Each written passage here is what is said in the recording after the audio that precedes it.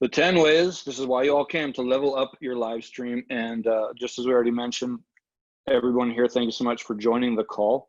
Who I am is, my name is Stephen Schwartz. I've been on staff at Home Church. This is Home Church over here on the right-hand side for about 11 years, actually as of yesterday, September 1st.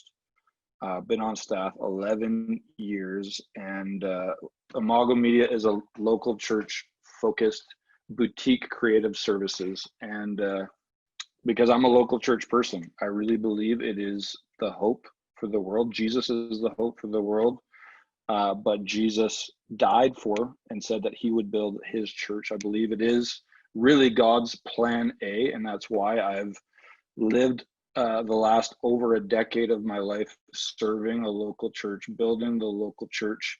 It was Augustine who said, if you want God as your father, you need the church as your mother. And I do think that the local church is so vital, so important. And for me personally, as of next month, my wife and I are expecting our bonus baby, a third baby, which is crazy for us because our other kids are 8 and 6, and now we're going back into the baby world, and we're excited about it. But I'm actually taking this season, as that baby comes to transition into full-time with this ministry. And I say ministry, it is a business, but my heart is that it would build the local church. One of the metaphors of, the New Testament in regards to the church is that it is the bride. And I believe that we should make the bride look as beautiful as we can and represented well into the world. And so for me, this is who we are. We're local church focused. For me, I had very humble beginnings when it comes to media. Do I have somebody? Oh, I got a chat here. Alabi, nice to have you. Yeah, I just wanted to know where you're from, who you are. Glad to have you. I'm going to try not to get super distracted on here. I just don't want anybody in the waiting room. Okay, sorry.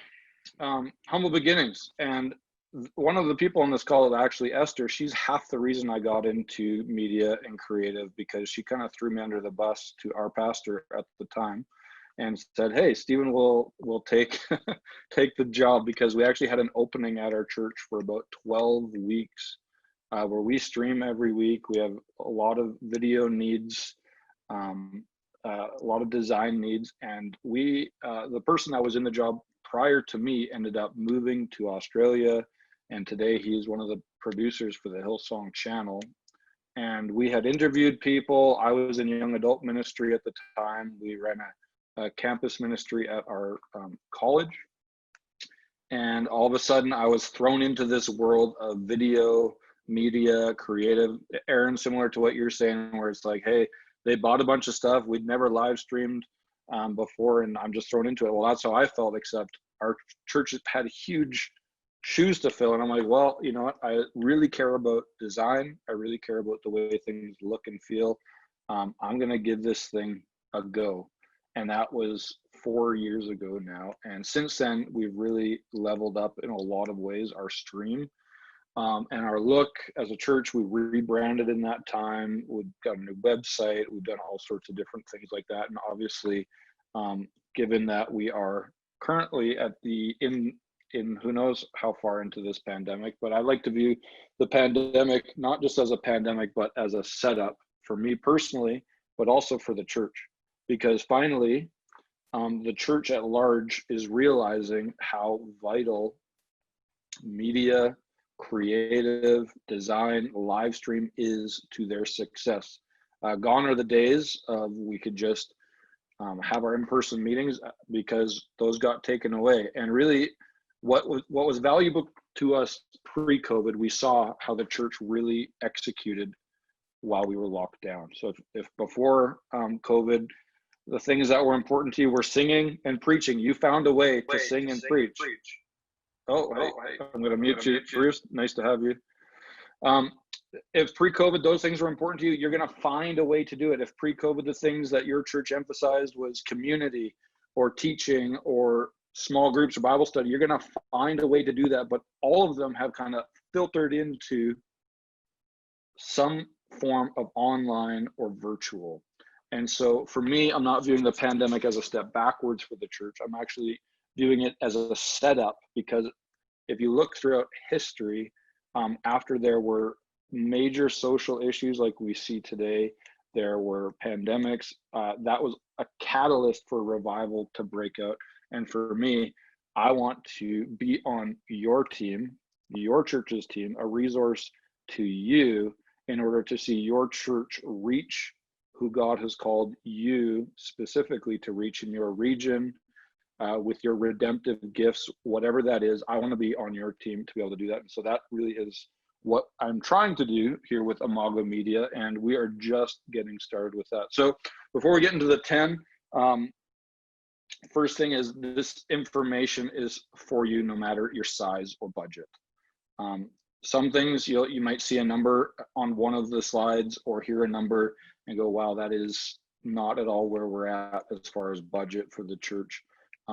There are some things that I'm going to say that's like you guys could literally implement tomorrow. And so we're going to, I gave the metaphor as I was promoting this workshop about squeezing the toothpaste out of the tube. You got a full tube of toothpaste, you're like, man, toothpaste for everybody. And you're making it rain toothpaste because you don't care about toothpaste. But when you get to the end of the toothpaste, you're like squeezing out every little last drop. And really what I want to do for you guys is, maybe you are at a place where it's like, hey, we are going to put a significant investment. I want to be able to help you. Or maybe you're like, hey, we don't have the budget for that currently. And that's fine, but let's squeeze as much potential out of what you already have. So without further ado, we're going to start on number one. Number one way to level up your live stream is multi-streaming. And what does that mean? Well, first, it would be this: broadcast through a software, not straight to your site or Facebook or YouTube. And I'm not trying to insult anybody or whatever. I just am going to say things as if we had no idea what Livestream was. And so there are a few softwares that I can recommend. This is not an exhaustive list. This one is called OBS, Open Broadcast Software. It is a free software, shareware, and it is really good for what it is because it's customizable. There's another resource called Restream, which I believe is anywhere between $19 and a couple $100 a month. There is, livestream.com. We use livestream.com at home church, and it comes with a great software. And so the reason why you want to broadcast through a software and not just straight onto a website or platform is because the last thing we want is for someone to want to watch your service online and not be able to find the service online, right? And the second last thing that we want is for somebody to want to watch the service and then to text you to ask you where the service is, because that happens a lot. And so this idea of multi-streaming is literally stream everywhere you can, embed it on your site, send it to Facebook, which these softwares will do for you. But for us, pre-COVID, we were only streaming to our main. We're a multi-site church. We have 6 locations in Central Alberta. We were only streaming to our hub site, or the broadcast location. When COVID hit, we're like, hey, let's multi-stream this to every single one. And immediately after 1 week, our reach went so much further because all the different likes. And this is so if you're not multi-site, maybe your church has a women's ministry Facebook page, or a kids ministry, or a youth ministry, or even you could put, if your pastor would like his friends to be able to watch, you could even send it to your pastor's personal Facebook page. It's really up to you. But this idea of multi-streaming is that instead of everything going one place, we're going as many places as we possibly can. You can add YouTube, you can, some softwares let you add Instagram. And so that is a really easy way that you can level up your live stream without a significant investment. Number 2, give people a reason to show up to your stream. And this is a theme throughout the whole 10 points, is that it's our job as a church to create something that is compelling for our congregation to, 1, attend, but 2, also be proud to share it with their friends or their families or somebody who might be interested in church. Give people a reason to show up live. And this is the big debate. Do we pre-record or do we go live? And we say that we're live stream, but is it okay to be live? Well, here's how we have navigated that over the last few months. We started with a totally pre-recorded service. The production quality was high, but the production requirement was also very high. And we kept constantly walking the tightrope between perfection or like a really polished product and authenticity. And what ended up happening is people would say something and fumble their words and go, oh, can I re-record that, or can I redo that? And then the people on the back end were stuck in editing world for the rest of our lives, because we're going back and having to redo things over and over and over. And what we found out was that engagement eventually tanked. When people got Zoom fatigued, when people were tired of doing church online or whatever, they would go, hey, well, this is just a 1 hour thing. I can literally click on whenever I want. And we found that viewership began to lower. The live viewers began to shrink. And then we found that lots of people would just watch the replay, or they go and scroll to whatever, the worship or the message, and skip a whole bunch of things. And so what we, well, okay, so here's an example of what we would do pre-recorded. Can you guys hear that?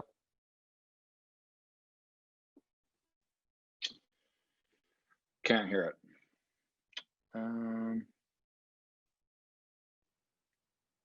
Let's see here.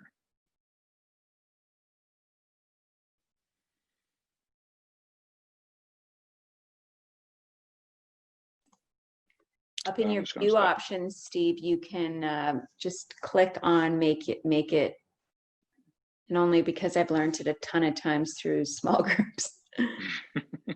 Okay, let's try Way up in that, if you share your screen again, right up top, go back to it and I'll tell you what it was that came up. You click on it anyways. View options. Where do I see view options? Right next to the green line where it says you are viewing. You are screen sharing is all I yeah. have. Let's see here. Sorry, audio guys. Option there. When you shared your screen, did you click on the share audio along with it? Oh, here we go. Share computer sound. Yeah, that's the one. I want my password. Okay. Bear with me. Okay, here we go. This would be an example of what we did pre-recorded. During this season, we know that there's different challenges that we all face. And so if you need prayer for anything, we have people who would love to be able to pray with you. I know as the staff, we pray.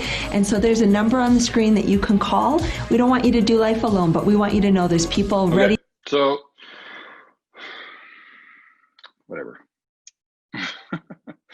Not perfect, but basically what would happen is we would get people into our studio a couple times a week. They would come through and they would just talk to the camera. We would edit it. It would be perfect. You saw the motion coming through and it was a high level of production. But what ended up happening is people go, hey, well, this is canned. And so why would I comment? And so what we ended up pivoting to over the last actually only about 2.5 months is a live hybrid. We pre-record on Thursday nights, which we also have as a message or as a service. People in the auditorium, they come join in. We pre-record. Congregation knows like, hey, we might have to stop or restart, or we're going to start recording at a certain time, and we're going to count it down and whatever. And then Sunday morning in our auditorium or in our foyer, we have live hosts. You can see people walking around in the back. It's got a really live feel.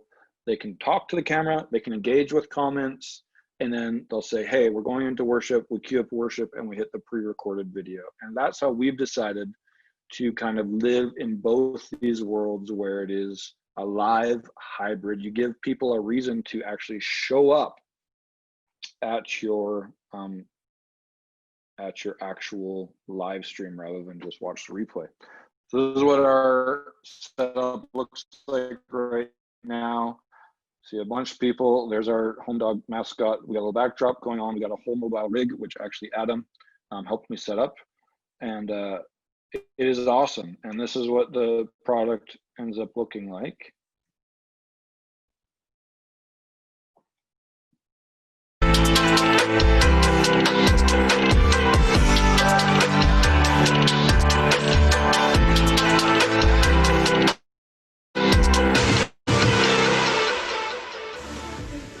Good morning, everyone. Welcome to HC Online. We are so excited that you're joining us this morning. My name is Hillary, and I have a special co-host this morning. This is Andrew Rocha. Good morning, everyone. We met in Bible college. Yes, we did. have been friends for a long time, so I'm so excited that you're joining me as my co-host this morning for HC Online. So. No, and welcome everyone at home. I saw we have Tammy Andrews from Penhold. Tammy, Jamie's online. Hi, Tammy and your family. I love you all so much. And Pastor Becca is. So you can see how we're trying to live in both these worlds. We're trying to live in both these worlds. We've got another person joining here, where we have a pre-recorded message, worship, but we have this engagement where people can talk to real people, ask for feedback, ask for comments. You could do games.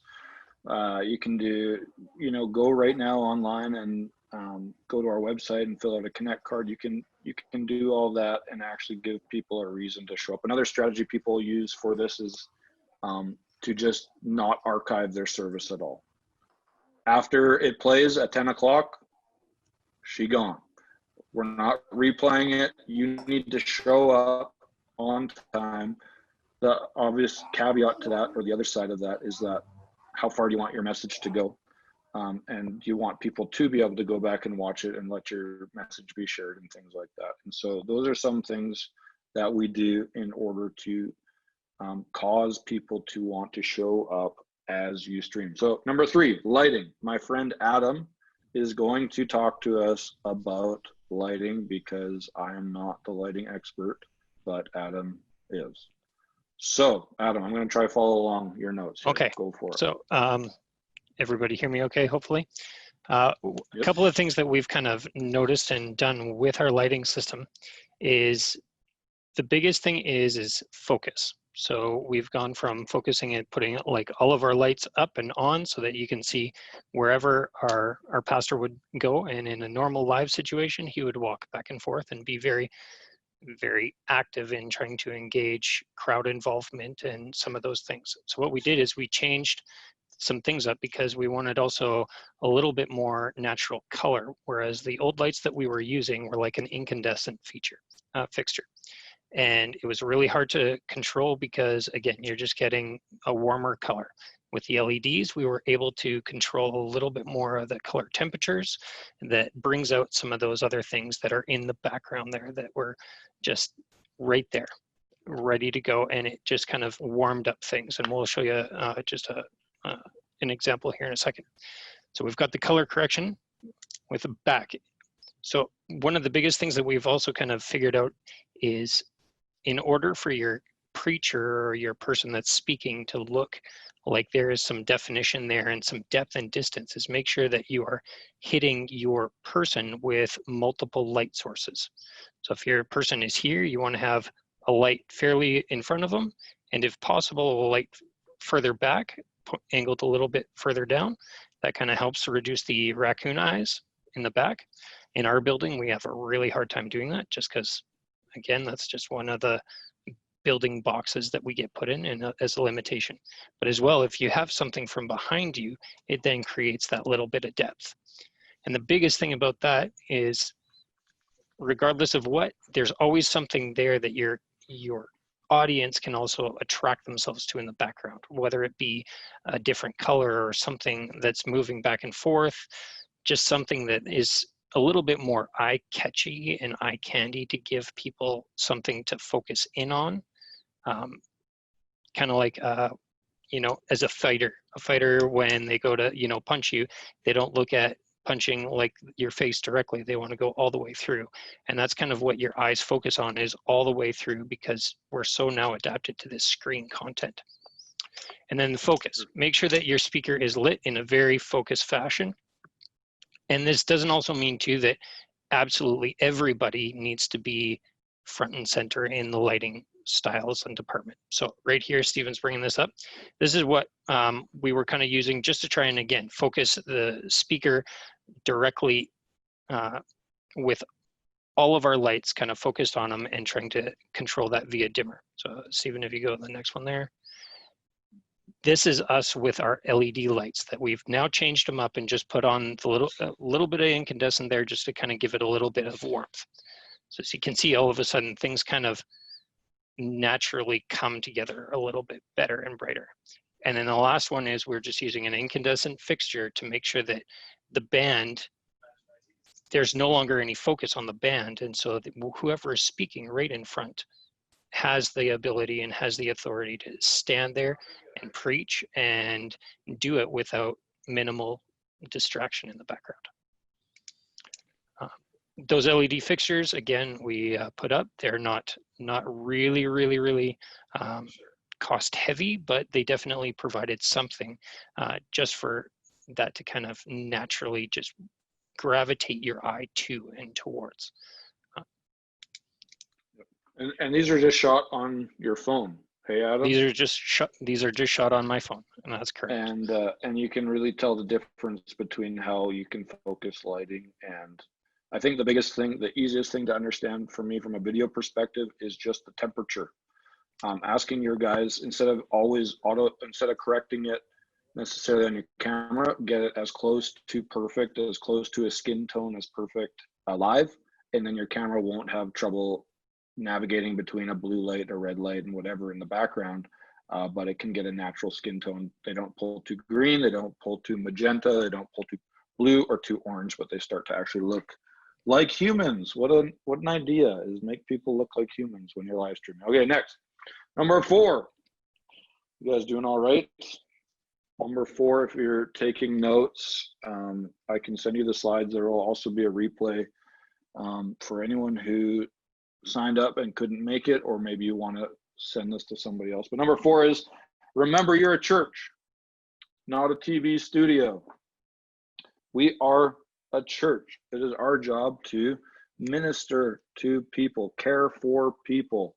Our creativity is not just to be super awesome and interesting and art for the sake of art, but it is meant to minister to people. So number 1, prepare like you would, or ask your preacher or your pastor or your host, prepare like you would for the platform. Pray like you would for a live service. Depend on the Holy Spirit to guide and instruct you the same way in front of a camera as you would as if you were on a platform. Same way preaching to a lens as you would to preaching to an entire auditorium. It's so tempting as tech people, as creative people, to approach a pre-record or a message like a task instead of ministry, and I can tell you it is dry in that kind of neighborhood. If you really want to quit quickly or give up, then treat it all like a task. But if you can see past the task to the fact that you're ministering to people, you will do so much better. It's tempting to want to go back, re-record because of a flaw. But we need to remember who we're doing it for. We utilize the tools, but the tool is not going to change anybody's life. It is the Holy Spirit that is going to change people's life. It is the message of the gospel that's going to change people's lives. And so we're a church. We're not a TV studio. We exist to distribute the gospel to our world, not just have a nice video or a nice product, right? When I'm thinking about this, is that the New Testament was written on animal hides that would deteriorate and rot, and most of the New Testament was written before even papyrus came out, which was the reeds that they wrote the scriptures on that actually lasted longer. And it's funny to think about why God chose to the scripture that's supposed to be is inspired by the Holy Spirit that was going to last for generations. Why did God decide to have the scripture written in a way that would eventually deteriorate? Well, because I think, number one, he relies on community to relay the scripture. He relies on us to distribute the message to one another, even if the paper will deteriorate, the people and the person that we're talking about, which is Jesus, is going to go further. But second thought is that given the technology at the time is what the church used. If they had an animal hide, they wrote an animal hide.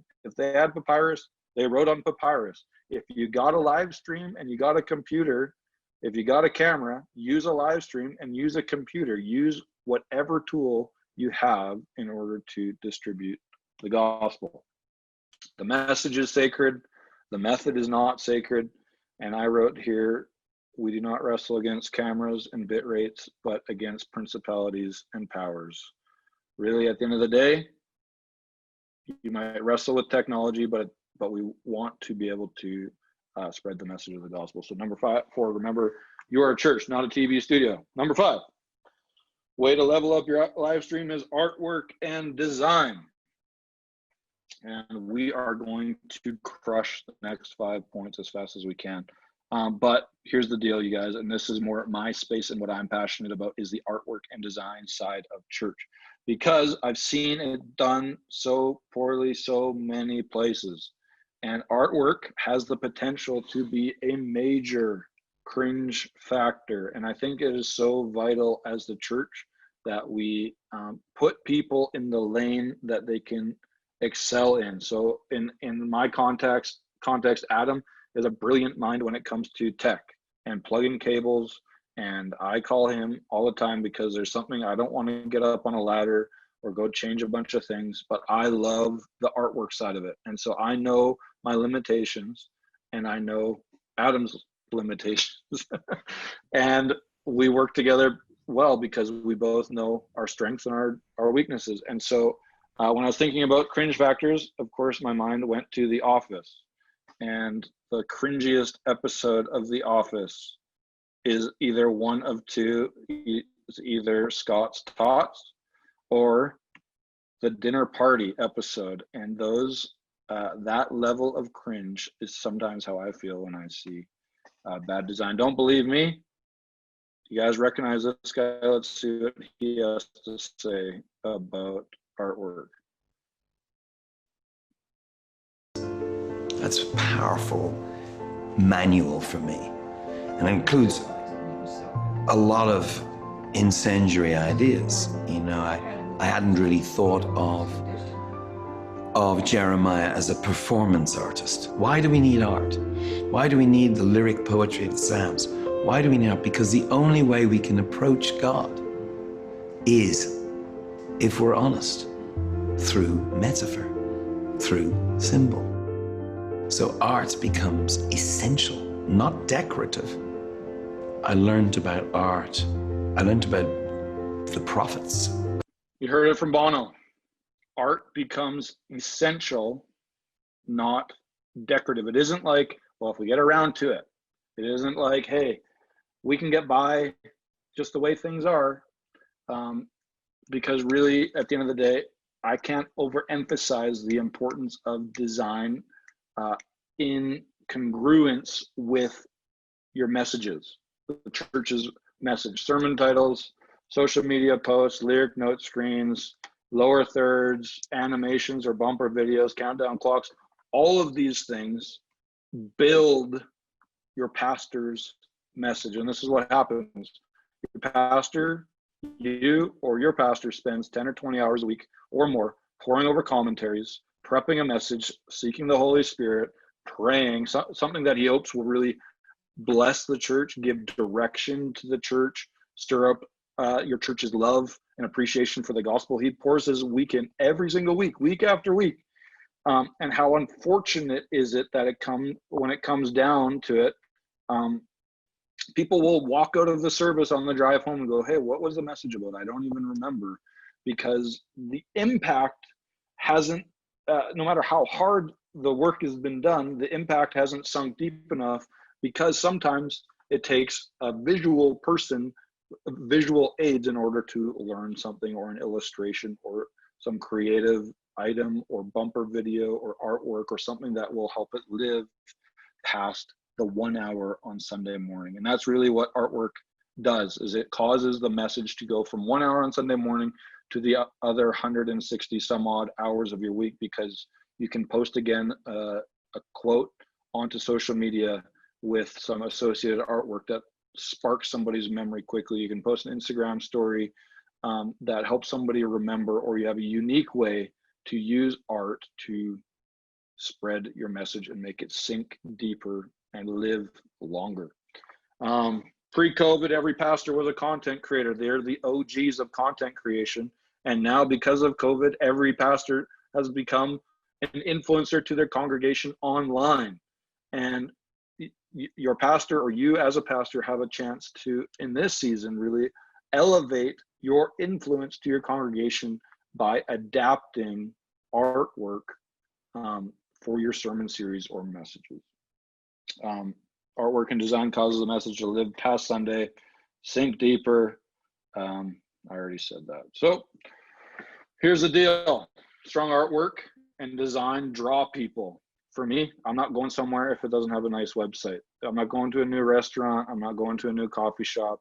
If it doesn't look good, it's not, doesn't have good design. That's just the way it is. I'm a millennial, but we're trying to reach millennials and Gen Z at this point, and they're probably stricter on that than us. Creates interest in your church. It can either create or destroy credibility with your region.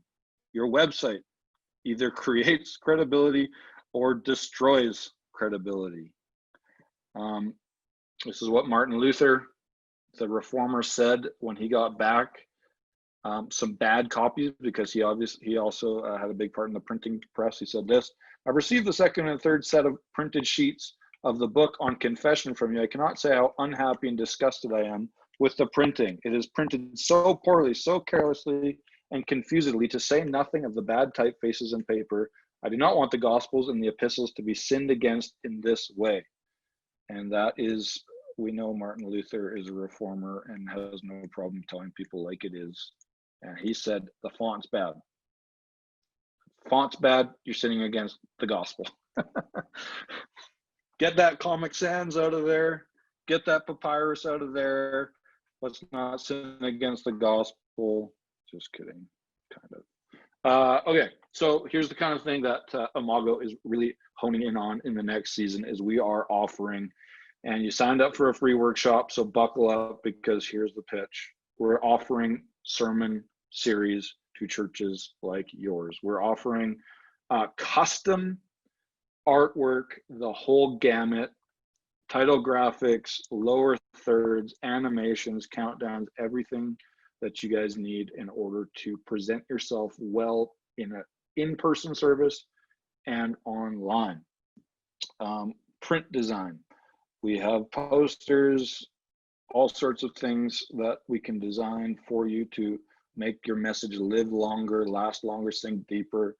Lyric and note screens, lower thirds, everything that you can go in and put your pastor's notes on top of, and it can really level up the presentation of your stream.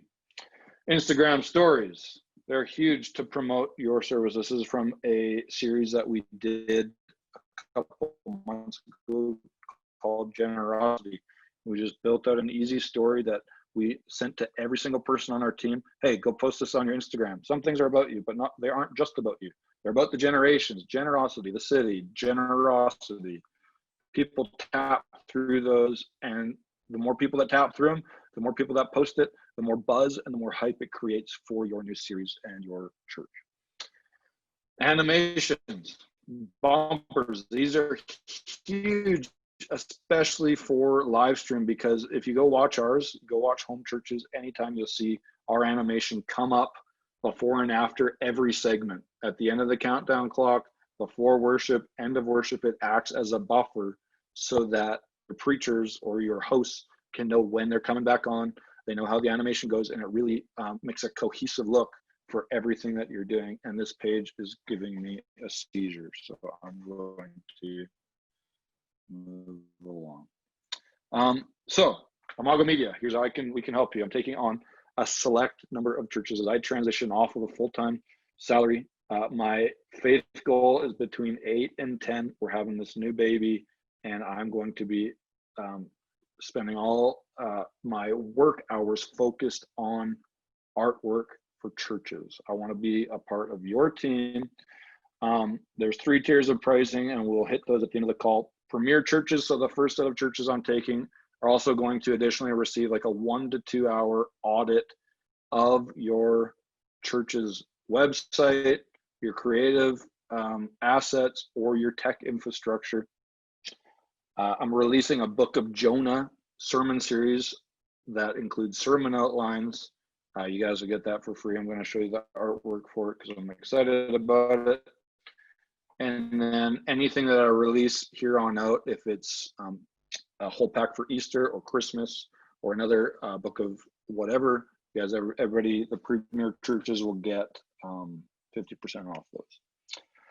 And then of course, sign up for 12 months and you get the first one free. And so we'll go through the pricing at the end of the call. Here's the Book of Jonah artwork. I'm undecided, but I'm really excited about the way it's going to look. And it's going to be a whole thing that preachers can literally take, download, they'll have all the sermon outline, and then go and preach, or take my notes and adapt it to their notes. And I'm just going to give a few thoughts to get you started. Okay. Now that we've gotten through that. Number 6, here's a strategy you can implement tomorrow. Ask your pastor to look at the camera. I mean, like I said, I'm not trying to insult anybody, but I've seen a lot of streams come up where they will put the phone on the pulpit, the tilted pulpit, and preach out to the abyss.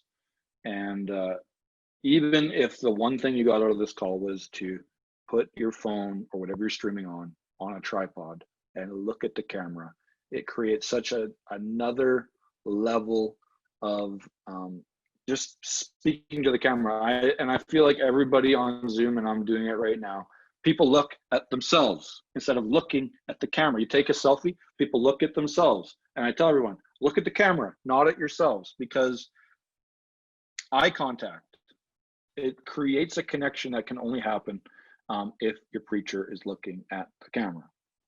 Pastors are so used to validation from the crowd. They're so used to laughs from their cheesy jokes. They're so used to the interaction of people.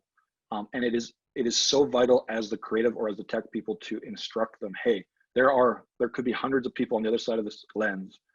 Preach to the people and call them. Preach like you would preach if this auditorium was full. Because at the end of the day, we're preaching to an audience of one, and that is, we're preaching to please our Heavenly Father. But preach to the camera and call people to another level. Preach strong, preach conviction, whatever you need to do, but preach to the camera. This is technical, but it's an interesting thought, is that you can actually down res your export. So if you're filming at 4K, depending on where your camera is, if you're filming at 4K, you can actually punch in up to 50% if you export one level lower. So if you're filming at 4K, you can export at 1080, and you can punch in and punch out as needed. And it will create more interest if it's not just one static shot the entire time, but you can punch in and punch out. Or even if most of our streams aren't higher than 720 anyways. So if your camera can only film at 1080, film at 1080, you can punch in 50% and punch back out, and you can have even 3 different frames that you can use to maintain interest, because it was just a static shot for the entire thing. Doesn't matter if your pastor is looking at the camera, people are going to tune out. We are competing with literally everything on the internet. You're competing with people scrolling. You're competing with people closing their computers or their laptops or whatever is going on in their room. Let's do what we can to create a compelling product. Placement of the camera is key, depending on how close you need it. Audio. Adam is going to talk to us about audio really quick. We got 11 minutes, so Adam, why don't you go ahead and talk to us about audio? Perfect. Well, I guess walking into audio and stuff like that, there are a couple of biggest things that I would really point out. 90% of the churches out there are using digital consoles right now. If you are not recording each one of your tracks that you can play it back, and either practice with. It's highly, highly, highly recommended, because when it comes to things that you are doing, it's a different thing altogether. So it's the same concepts, but just done in a different environment. So to have the ability to track that out, and so that you can come back in and say, hey, we need to do this and this and this differently. If you're going to send your tracks away and stuff like that and do it, I mean, and if you have the time to do so, that's awesome. They're still going to need everything tracked out specifically to that detail. It's time and money. That's what that kind of comes down to in order to get that studio quality stuff. That use of different techniques. So right here, in a live environment, you're going to just crank the bass and have that nice, warm kind of room sound and quality. But if you're not doubling off and you're just using that front of house mix for your audio, there's a good chance that you're going to add way too much bass and way too much energy to people that are watching off of their phone or off of their TV, and it just doesn't come across really, really well. So there's some techniques that you can do to make sure that you're just bringing the frequencies that you're trying to dial in on, just bring them up to a level where your mind is starting to kind of comprehend as to, oh, this is clarity, not energy. And if that makes sense, if that doesn't make sense, I'm sorry, but that's part of it. Because I think in everything that we do, if it doesn't sound good, and it looks amazing, people are going to move on. They're just going to keep scrolling, because it's one of those things that is a hard thing to conquer. We get lots of comments every day as to, hey, yeah, that person, that thing, that part was missing. And it's like, you kind of back up and realize that in a room situation, you can kind of hide and distinguish some of those things in the background. But it's when you're producing in a broadcast environment, those small little details and those small little mistakes come like big. And that's something that you really have to really be conscious of. So I would recommend making sure that you know the best way forward and the best way for you to just even try some new things. Get behind somebody or around somebody that's doing something different. Learn some of the nice features that your soundboard does have, and work with your sound person or to achieve what exactly you're trying to do.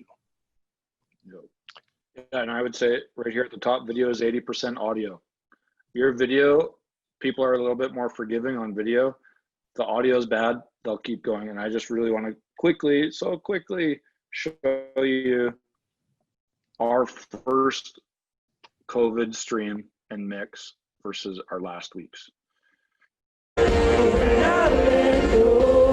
is a live mix. And we had somebody mixing on a broadcast console. Wow, versus this is we pre-recorded. We recorded stems, which is every individual track, and then we sent them in. We hired a guy in Calgary who mixes every single week for us. And this is what it sounds like now. And that person is my wife. And I can't resist no more. Lead me in the ways of devotion. I don't want to get caught in the motions. My heart is only for you. Really distinguish the actual instruments. The vocals aren't harsh. The EQing is good, and that is one thing that it can incrementally level up your live stream. Okay, moving right along. Number 8, cameras. And this is a big budget item, and maybe it's not something that you can do, but if it is, or you're looking at it, would love to consult with you guys. Squeeze the toothpaste out of your equipment. What I loved over COVID is seeing the NFL draft, American Idol. They used iPhone 11s and Apple AirPods for their TV broadcasts. It doesn't have to take crazy equipment. Sometimes you can use what you have to create a great product. You can color grade for what you already have. If you bring it into Premiere, I can show you guys how to color grade in order to make your video look better. Training and recruiting volunteers can make your product better too. Or you can purchase new cameras. We bought 2 new cameras that were very expensive, about $10,000 a piece, and we didn't afford to purchase all new cameras, but we bought our 2 new main cameras and really leveled up our broadcast. Well, before we bought those, we just bought a new mirrorless camera because we filmed our message on a mirrorless camera because our old cameras just weren't cutting it, and it didn't provide the best product. Number 9, we're getting there. Empower your congregation.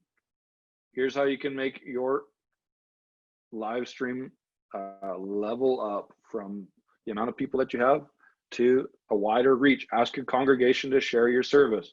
And ask goes a long way, and asking consistently, not just once and expecting them to do it, but ask them every week. Ask them on your stream. Ask them as they're viewing, hey, go ahead, share this now, host a watch party. But more importantly than asking, create something that your congregation is compelled.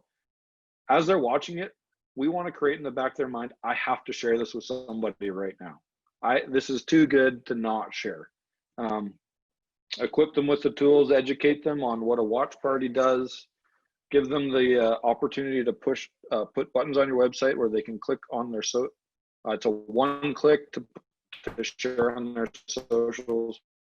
Number 10, we're getting there. We got 4 minutes. Special items, testimonies, music videos, special videos, openers, Father's Day, Mother's Day, whatever the event is, Easter, Christmas.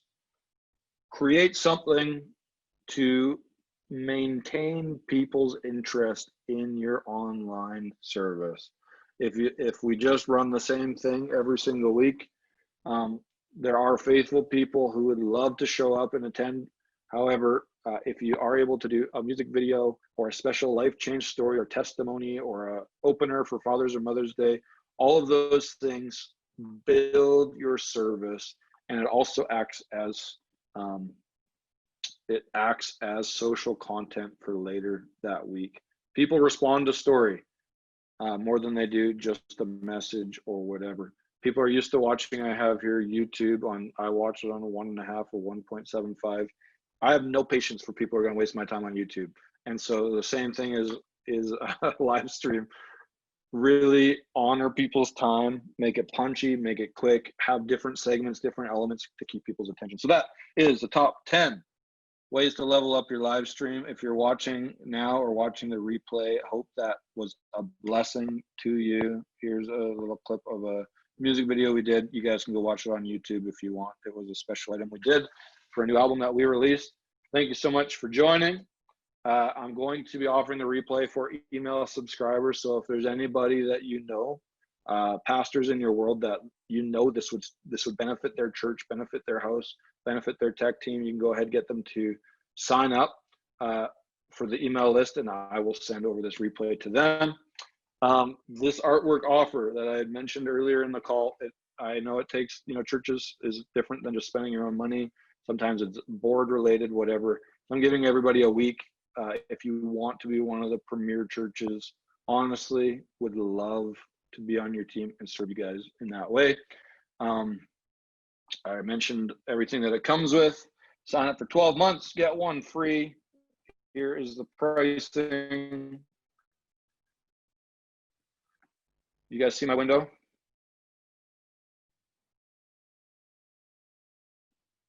Let's see here. Okay. Want sermon series artwork, does that look like it? Okay, so here's the 3 tiers. Basic tier. What's included? You get a sermon title, graphic. You get a consultation with you or your team, whoever's preaching, whatever artwork design you want to go. We can look through Pinterest, mood boards. We can talk about really your goals for that message series.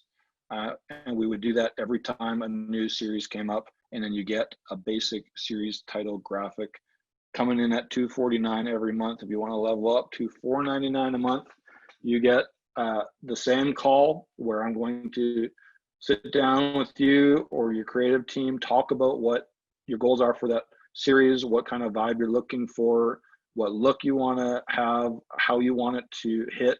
in different areas. You get the title graphic, you get lower thirds, you get lyric and note screens, you get print materials, and then social media assets, a Facebook banner for your Facebook page and Instagram story.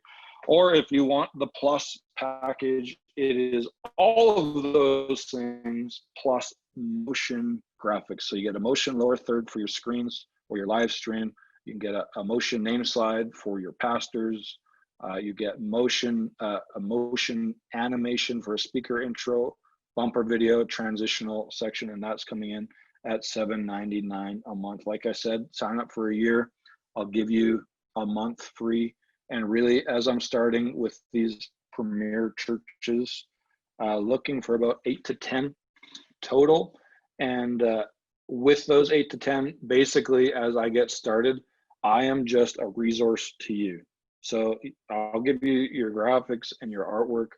But if you want to talk about how to plug in an if you want to talk about how to plug in an SDI cable, or you want to talk about how to export your video or lenses, or like, I'm just here as a resource to you and happy to serve you and your church that way. Okay, so 3 o'clock, I did it. I'm going to look at these comments for questions. If you do have a question that you'd like to mention live, if you're watching live, go ahead and say that now. I'm just going to read some of these here.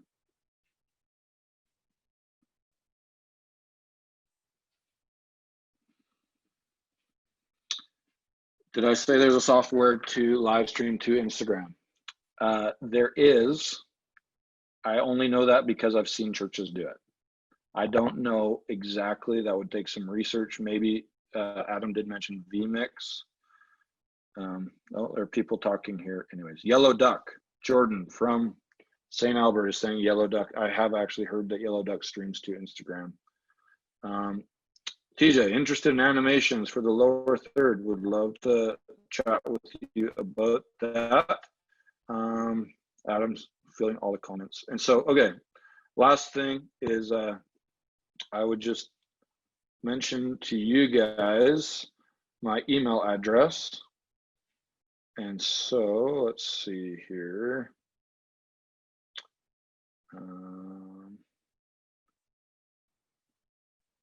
My email address right there at the bottom, Stephen@imago.media. If you wanted to go ahead and sign up, you can sign up at services.imago.media. Or if you just want to chat, maybe that's a little bit out of reach, but you want to talk about maybe some a la carte options. If you wanted to do a one-time sermon series and see how it goes, we could chat about that. Or if you know, like this weekend, I have a friend, well, I haven't met him yet, but he's from Kindersley, Saskatchewan, coming to watch how we do live stream on a Sunday morning. And he's going to come, and maybe you want more of a mentorship type relationship. Happy to offer that to you as well, or churches in your sphere or influence. So thank you guys so much for hanging out with me as I just talked for an hour straight almost. Bless you guys. Would love to, whether or not you're interested in moving forward on some artwork, would love to just continue a conversation and relationship with you and the churches represented. Have a fantastic rest of your Wednesday, and we will talk to you guys later.